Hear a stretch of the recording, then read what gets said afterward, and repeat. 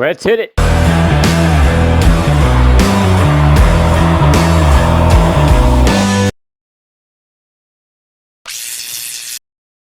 Alright guys, here's something that you haven't seen before because we had it full of my son's stuff. He was storing everything in here. So I didn't really show you guys this, but this is the inside of my shed. It's got, it's fully insulated. It's got that like 1-inch foam insulation underneath all the paneling and stuff. And let me show you something. Okay, not only does this have an AC unit to keep things cool in here, but look what came with the house. They were going to take this out, and I was pissed. I'm like, well, this has got to be a $3,000 safe, brand new at least, and it's in great shape. I have the combination. I haven't locked it yet, but look how cool the safe is, man. It's got all the shelves, and it's got racks over here and everything. I don't know what this is. Maybe gun sock. Well, that's a gun sock. So it's got all kinds of racks and stuff, and not to mention it is a great name brand. It's a Browning, and I do have the combo for it, so that's not an issue. And there's my 50 BMG box. That thing is huge. And over here, guys, is my new loading bench. This is where I'll be loading ammo. There's a little perch right there for the press that they already had set up. I hope mine fits on there. That'd be awesome. And there's an extendo lamp right there, so that's freaking awesome. And there's a bunch of storage shelves and stuff. There's a fire extinguisher just in case. And there's some other junk that needs to be pulled out of here. But you know what that is? You know what that is? That is a rifle rest, and we got another one right here. So that's cool. We're gonna kind of get into that kind of stuff. That's gonna be cool, man. So anyway, we got shelving. I got tons more bullets than that. I've got a few more die sets, I think, and you know, of course, my powders are going to be in there, and that's why I've got this AC running. It's at 86. And I'm hoping to keep it right there, and plus it'll keep humidity out of here. And you all know gunpowder primers, they don't like the humidity. It'll ruin them completely. So we can't do that. We can't have humidity in here. So I got to monitor this, make sure that it is functioning so that it can stay cool in here, because this wall here is going to be the power wall. Okay, this is going to run power. Or this is where all of my solar panels, my wind turbine, and anything else solar renewable energy devices is going to go on this wall here. All my inverters. That way I keep my inverters inside here, so when they heat up, the AC and the fan that's going to be blowing in here will keep everything cool. It'll keep batteries from building gases, because I'm not rich enough to use lithium batteries yet. All right, guys. Well, that's going to wrap it up for my little tour of my new loading shed. This is my man cave. I plan on putting a chair back there so I can kick back and look at my guns and look at magazines, you know. Magazines. Who uses magazines? I don't know. All that's burned off. Thank goodness. We've got branches here that I can't burn because of the burn ban. But now I got to pick through here and get the metal pieces out. I got to rake through the ashes because I know there's a doorknob in there and probably some hinges. So we have to rake this all up and clean the ashes out so the grass will start growing back. But so here, of course, is the I almost called it a well. You don't want to drink what's in there. This has an electric pump. If it gets too full, it evacuates the clean water, so-called clean water, out of that. And I have it running up here to the top of the hill to my cherry tree. That ain't no cherry. To my peach tree, and hopefully, if it needs evacuated, it'll go up there. And I hope it's not too toxic for the peach tree. But anyway, do y'all want to see inside these? Huh? Nah, I'm not gonna. No, I'm just kidding. Nah, I wouldn't tease you with that. Okay, so first I'm going to open this hole. I had a horrible thought. dropping my phone down here. That would be horrible. But as you can see, maybe you can see,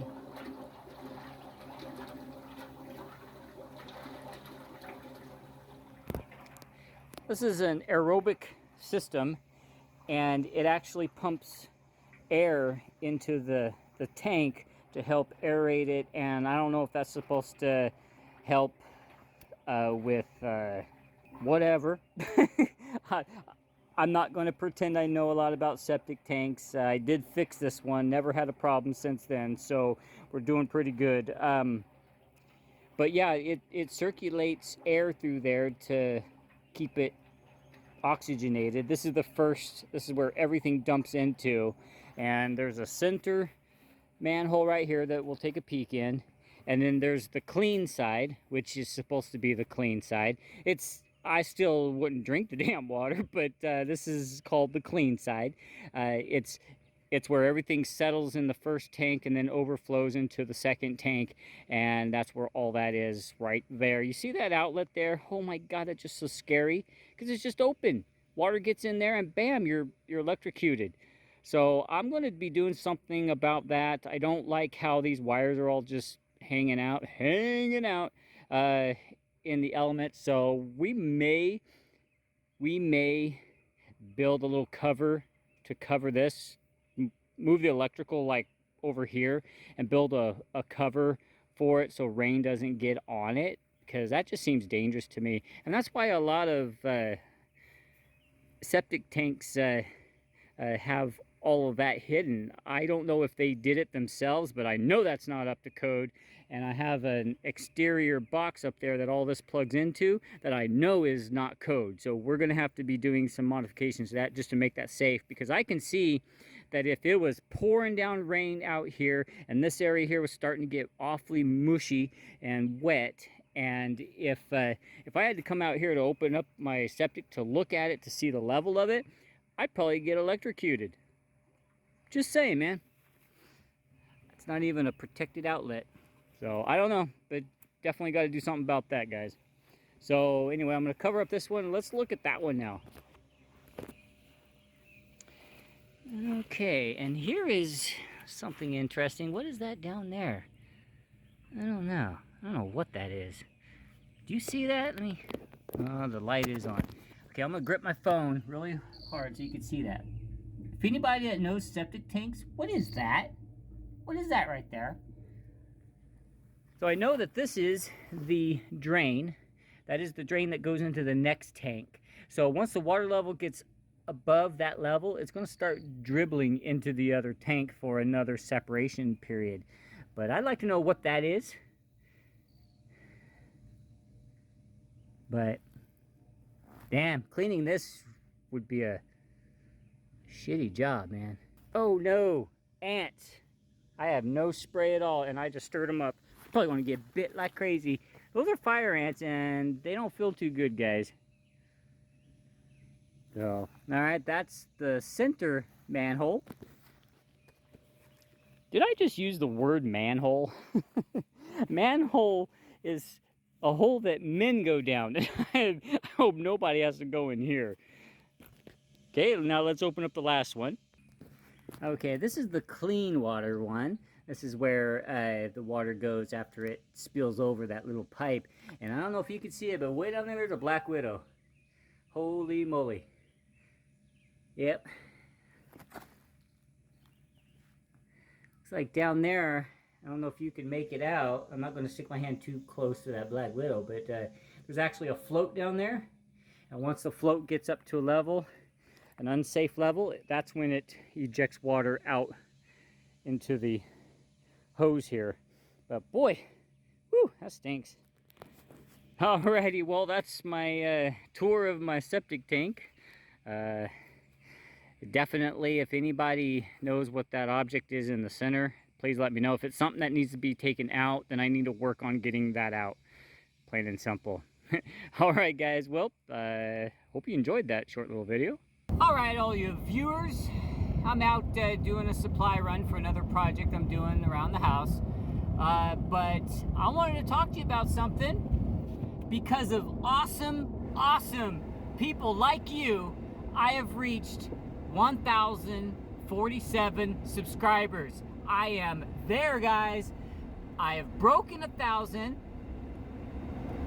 and it's all because of you guys. I don't know what I did to deserve 1,000 subscribers, but we're there, guys. And guess what? Oh my God, gas here is $4.25. Oh man, it's going down, guys. Nice. Still kind of high though. I know people in California paying $5 and $6 a gallon, some even more, and I apologize for that comment, but it's true. I'm on my way to get some more supplies. So, guys, real quick, I was coming to Home Depot, or I was coming to Lowe's to get some lumber for a project, and I park and I go to get out of my truck and I realize I got a dump run full of stuff in the back of my truck. What the hell, man? So I gotta get back out. I'm like, dude, I forgot something. But anyway.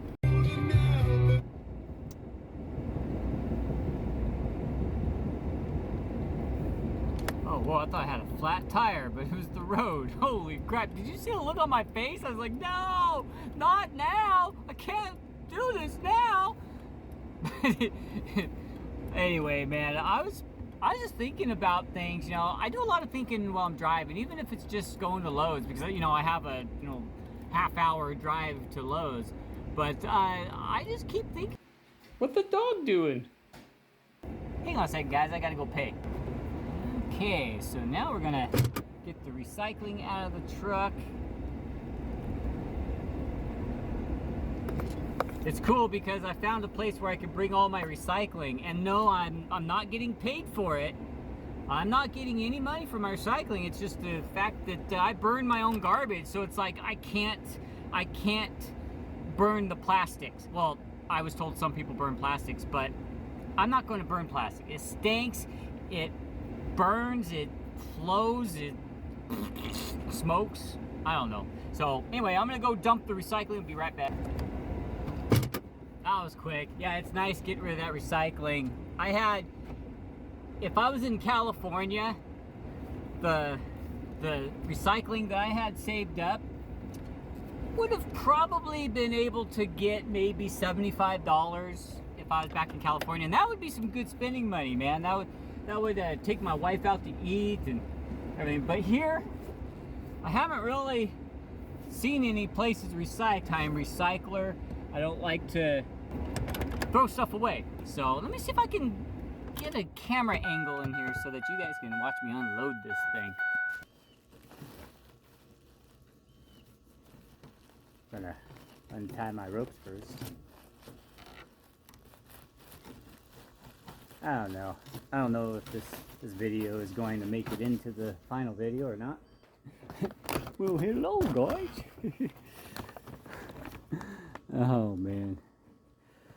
Oh.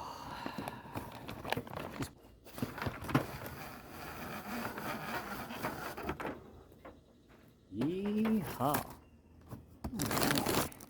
Oh, broken gloves. All right.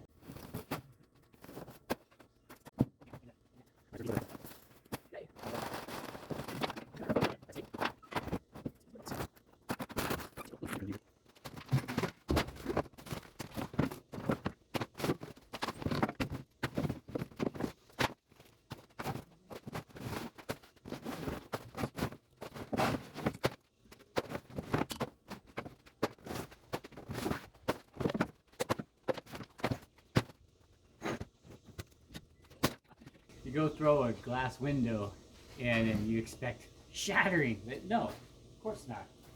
I didn't get any shattering. I got one more try. Let's see. Exactly what I was trying to do.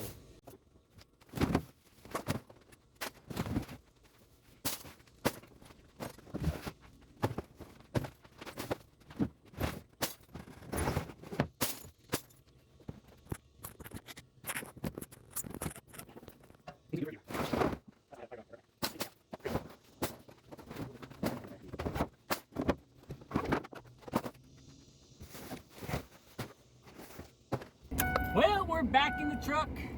Now we're ready to go to Lowe's, guys. Holy crap.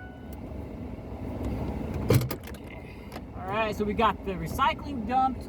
We've got the dumped. And now we're going to go to Lowe's and get some boards so I can make some more messes, guys. Holy crap. Hey, guys. I just had a question for you. Do you want to go into Lowe's with me?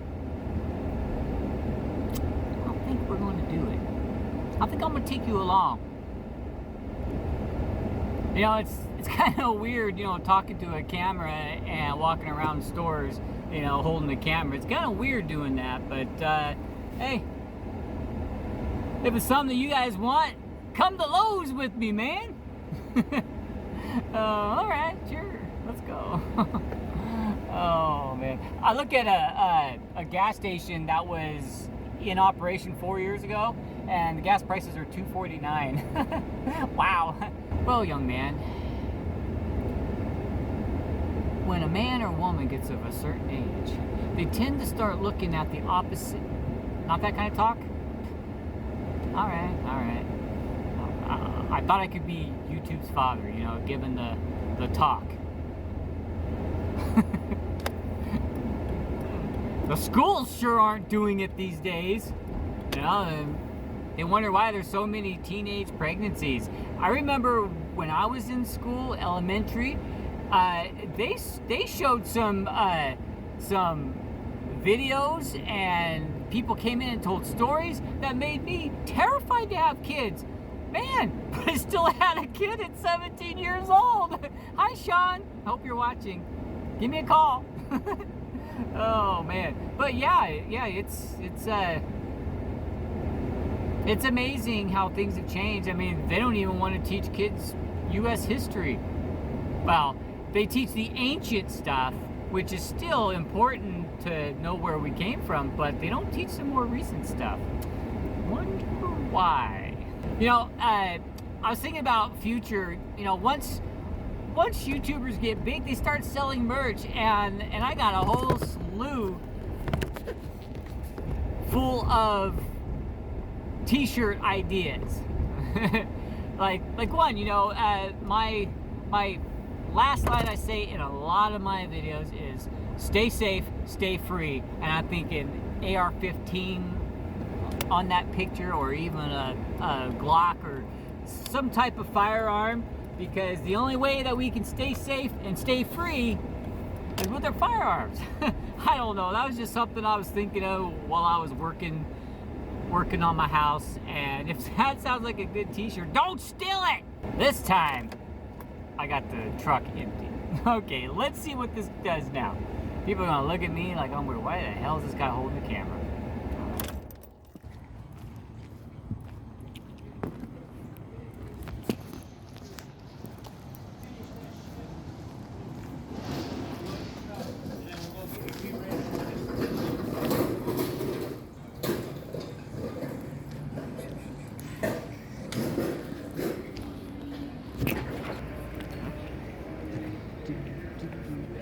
Alright, so we're just going to get one of these carts.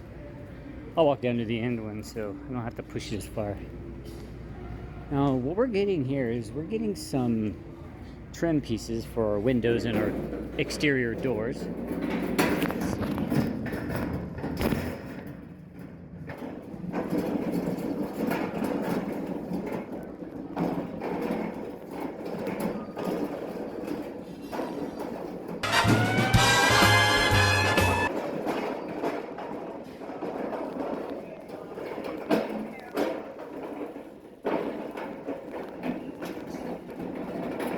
We're going to get to it.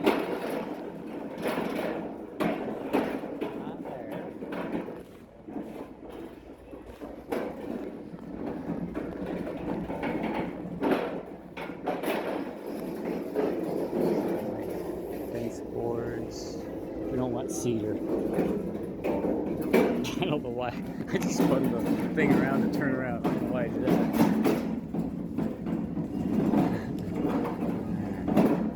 There we go. There we go.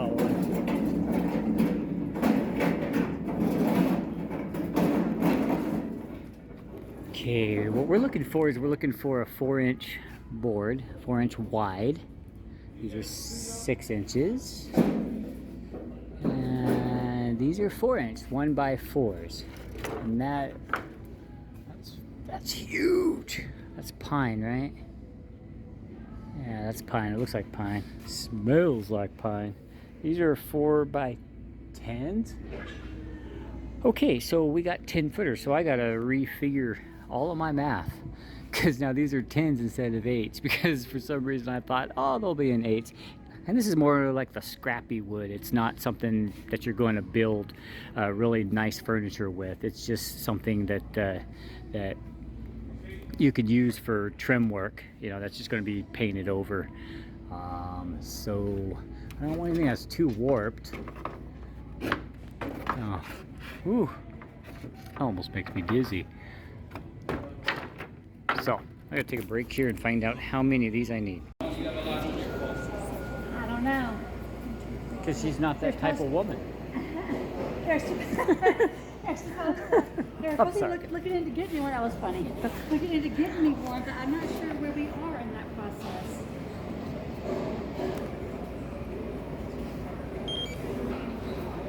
How you doing? Hey, buddy. Doing okay? Oh, absolutely, man. I have a question for you, Jay. I do? You do. You don't know why I don't have a light. Oh, that's been the $1 million question. You know, it's funny, that light, we can't turn it on and off. That line is connected to this entire row of lights. Oh, you're kidding. Interesting. Interesting. Yeah. Plus, you know what? That's our lights.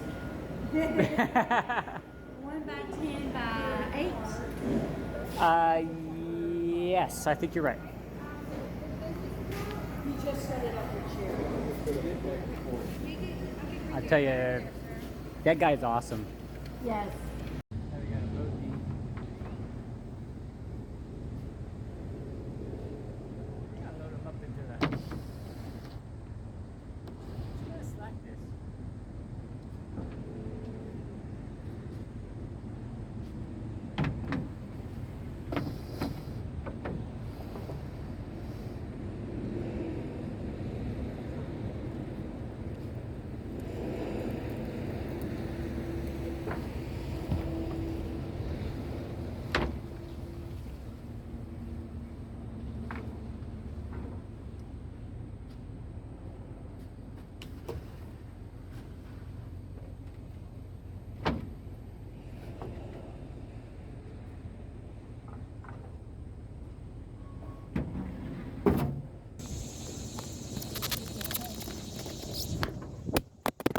Well, I got my lumber loaded up, and one thing I thought I would share is with a severely humid area like East Texas, you want to unload your lumber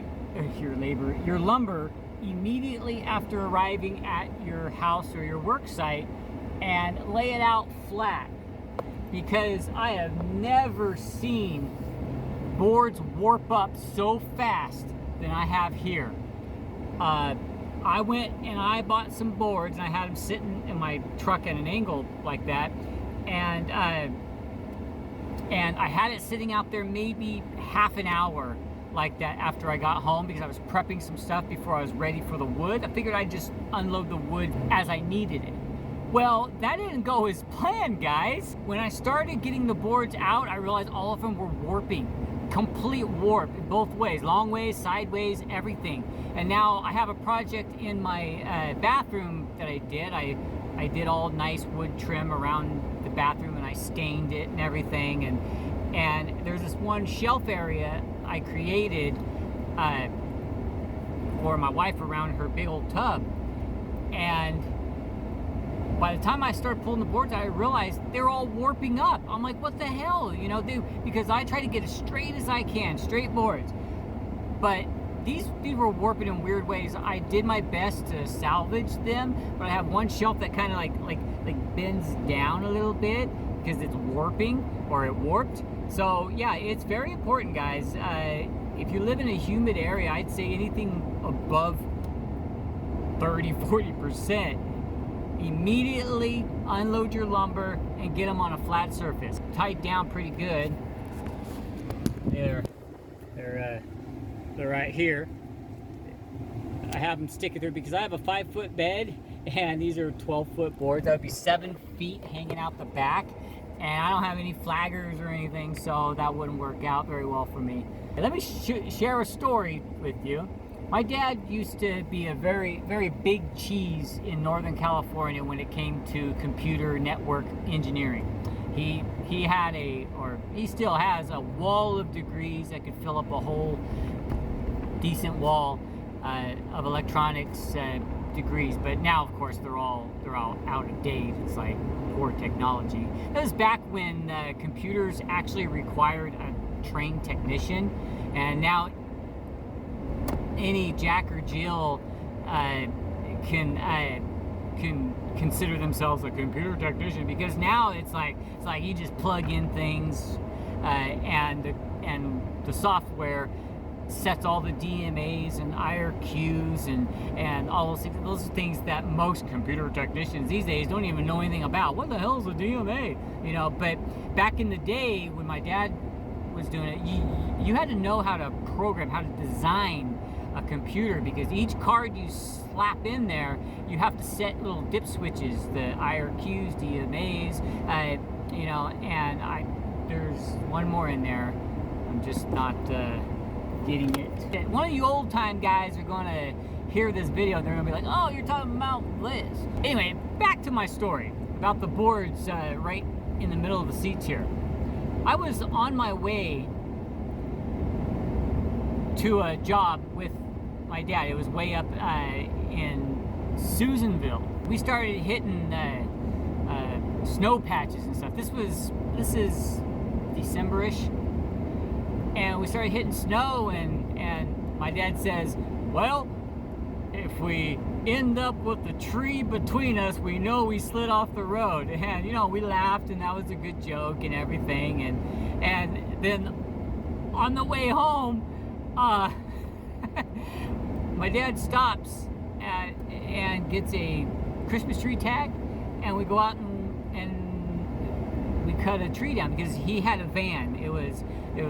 He worked for a place called Computerland, and he had a van. So we actually stopped and cut down a tree together and everything, and you know, and we brought it home. But halfway down the mountain, I'm like, hey Dad, so did we run off the road? And he looked at me and says, what?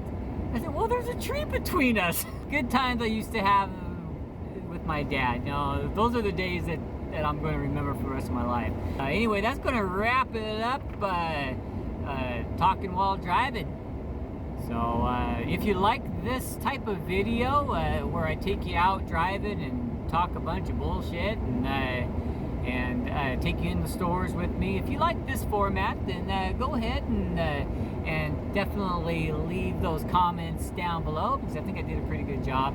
Still a little nerve-wracking holding the camera up, you know, and talking to it while you're shopping, but you know, if you just ignore everybody around you watching. Alrighty guys, thank you for watching as always, and please stay safe, stay free, put that on a t-shirt. Catch you on the next one, guys.